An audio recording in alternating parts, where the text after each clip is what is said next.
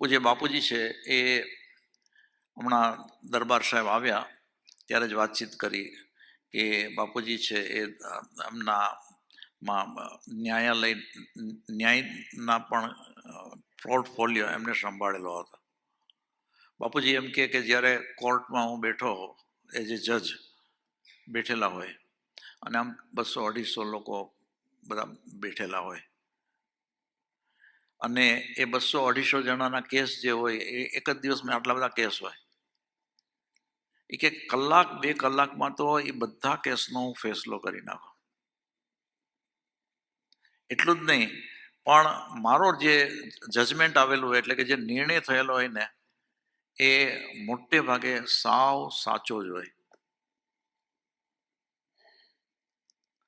તો આપણે પૂછીએ કે બાપુજી આટલી બધી શક્તિ ક્યાંથી આવી? તો કે આ શક્તિ મનની એકાગ્રતામાંથી મળે છે.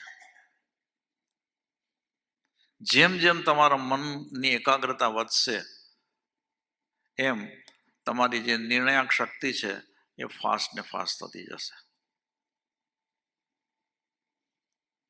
એટલે આમ આ બાપુજી પાસેથી જે શીખવા મળ્યું તો ઘણી મોટી વાત છે. અને જેમ જેમ સાધકો પોતાની સાધનામાં વધુ ને વધુ સ્થિર થશે, એકાગ્ર થશે, એમ એની નિર્ણાયક શક્તિ છે એ એકદમ ફાસ્ટ બનતી જશે.